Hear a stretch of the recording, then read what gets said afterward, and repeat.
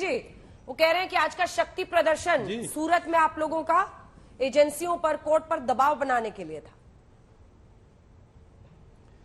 नहीं, डर तो बीजेपी रही है आदरणीय राहुल जी से, क्योंकि देखिए राहुल जी के जो सवाल हैं उसके उत्तर नहीं दे पा रही है। डर ये रहे हैं, लेकिन बता रहे हैं कि हम कोर्ट को डरवाने का प्रयास कर रहे हैं। डर ये रहे हैं, तो ये लोग कह रहे हैं कि हम जो सवाल का सदन में पूछते हैं तो उसको म्यूट कर देते हैं,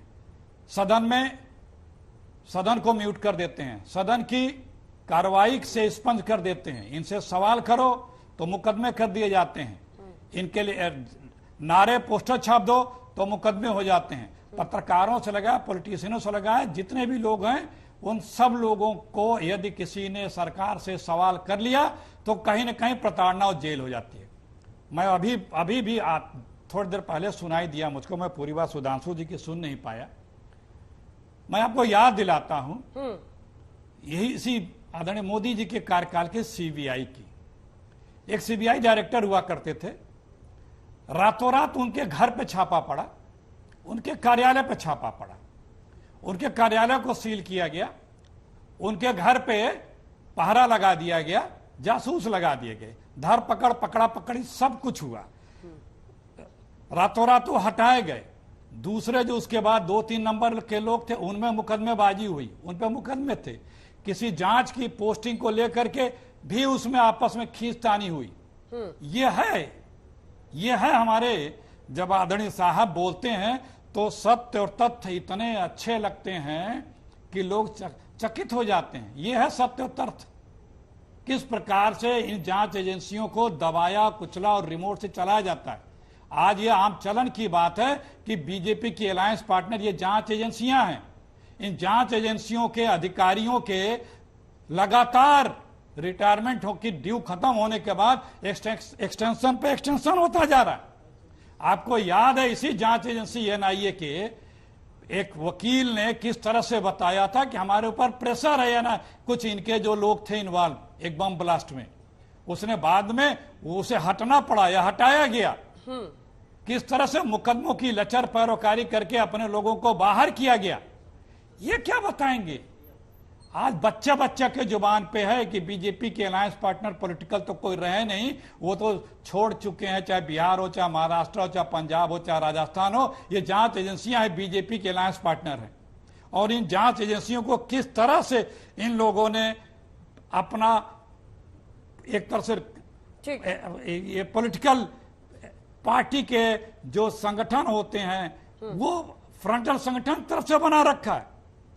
यही जांच एजेंसियां, कुछ नाम मैं गिना रहा हूं, हेमंता बिश्वास जी, शुभेंदु अधिकारी जी, जितेंद्र तिवारी जी, नारायण राणे जी, येदुरप्पा जी, प्रवीण दरेकर जी, हार्दिक पटेल जी, शोभन चटर्जी जी, यामिनी जी, भावना जी, बड़ी लंबी लिस्ट है। इनका एड्रेस संभवतः भूल गया होगा या रजिस्टर से गायब हो गया होगा जांच एजेंसियों के पास से, क्योंकि ये अब बीजेपी में आ चुके हैं। तमाम वीडियो घूमते रहते हैं कि फोन कर दिया, कह रहे भाई अब तो मैं बीजेपी में आ गया हूं, वो भी सोशल मीडिया पे वायरल तमाम है। अच्छा गलती, कोई बात नहीं, हमें आपके यहाँ जांच नहीं। पिछले 1.5 महीने में छत्तीसगढ़ में 20 बार छापे पड़े जी, 20 बार, सैकड़ों लोगों की यहाँ नहीं बताते हैं कि 1 रुपया मिला कि नहीं मिला, मिला होता तो चीख के बताए होते। लेकिन बस सरकार को जो इनके साथ नहीं है उसे दबाना है। ठीक है, उसे 95% मुकदमे, 95% केसेज तीनों जांच एजेंसियों, 8 जांच एजेंसियां क्यों सिर्फ विपक्ष में हैं। ठीक है सुधांशु जी, जवाब दीजिएगा। मुझे एक रिएक्शन प्रियंका जी से लेने दीजिए, उसके बाद मैं आप ही के पास आ रही हूँ। प्रियंका जी, लेकिन इस वजह से ऐसा कोई नियम तो देश में नहीं बन सकता है ना कि विपक्षी नेताओं के खिलाफ या राजनेताओं के खिलाफ एक्शन ही ना ले एजेंसियां, क्योंकि इसकी आड़ में कोई केस, कुछ एक्शन हो ना हो, सबसे पहले आ जाता है कि भैया ये तो साजिश रची जा रही है। कोई तो वजह होगी ना कि संजय राउत को बेल मिल गई लेकिन नवाब मलिक को अभी तक नहीं मिली है, या कई ऐसे लोग हैं जो यहां पर शराब घोटाले में दिल्ली में है, जो सब जेल में, उनको बेल नहीं मिल रही है।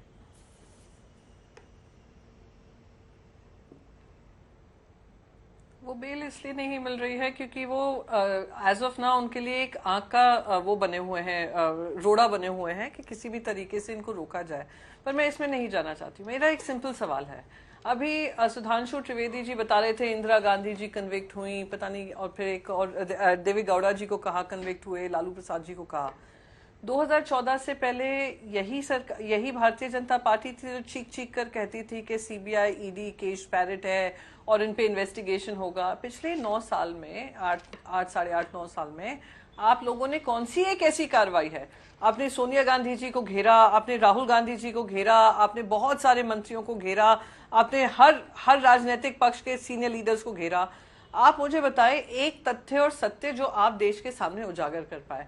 सच्चाई ये है कि ये सारे पॉलिटिकली मोटिवेटेड काम हो रहे हैं, और सच्चाई हकीकत ये भी है जो मैंने आपको बताया, 330 ऐसे पॉलिटिकल केसेस हैं जो पॉलिटिकल लीडरशिप पे हैं, उसमें से 97% ऑपोजिशन के हैं।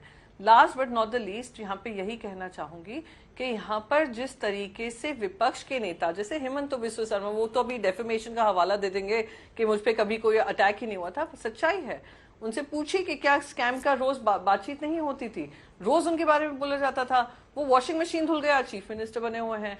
आप बहुत इतने अनगिनत हैं। महाराष्ट्र में अभी शिवसेना के जो इन्होंने काम किया है, शिवसेना को तोड़ने का काम किया है, वही संगठन, वही पार्टी जिन्होंने महाराष्ट्र में इनको 2 कदम आगे बढ़ाकर, हाथ में हाथ मिलाकर आज महाराष्ट्र में मजबूत बनाया, आज उसी पार्टी को आप खत्म करने की कोशिश करें। किसका हवाला देकर? ईडी, सीबीआई, आईटी का हवाला देकर। मैं आपको 10 नाम तो अभी बता दूं 40 एमएलए से, और खुद मुख्यमंत्री का नाम बता दूं जिनके ऊपर इन्होंने ईडी फाइल्स खोली थी। क्या हो जाता है उन ईडी केसेस को? मैं पूछना चाहती हूं बस एक ये, जो बीजेपी में चले जाते हैं वो ठंडे बक्से में चले जाते हैं, जो बीजेपी में जाने को तैयार नहीं है उनके ऊपर रोज आप कार्रवाई करते हैं, पर आपके पास कोई तथ्य नहीं है, सत्य नहीं है, तो आप कोई एक ऐसा केस नहीं है जो लगाकर आप उनको जेल के अंदर कर देते हैं। तो 6-6, 7-7 महीने रख लीजिए, 1.5 साल रख लीजिए, 2 साल रख लीजिए, पर जब सत्य और तथ्य नहीं होगा तो उन लोगों को बेल मिलेगी, जैसे संजय राउत जी को मिली है। तो आप लोग अगर बार बार सवाल विपक्ष पे पूछा जाएगा, कोई सत्ता पक्ष से भी पूछे कि आज हमारी सारी इंस्टीट्यूशनल एजेंसीज जो हैं, डेमोक्रेसी के टूल्स का ही इस्तेमाल कर डेमोक्रेसी के इंस्टीट्यूशंस को अंडरमाइन किया जा रहा है, वो किसके कहने पर हो रहा है, क्यों हो रहा है? जो चीज उजाले की तरह सबके सामने है, उनसे कोई सवाल नहीं पूछा है। सवाल विपक्ष से ही पूछा जाता है कि आप क्यों संदेह कर रहे हैं। कोई ये तो पूछे हमें संदेह करने का वजह क्यों दे रहे हैं? 2014 से इनके वक्तव्य पढ़ लीजिए और 2014 के बाद इनके वक्तव्य पढ़ लीजिए, उसी में दूध का दूध पानी का पानी हो जाएगा।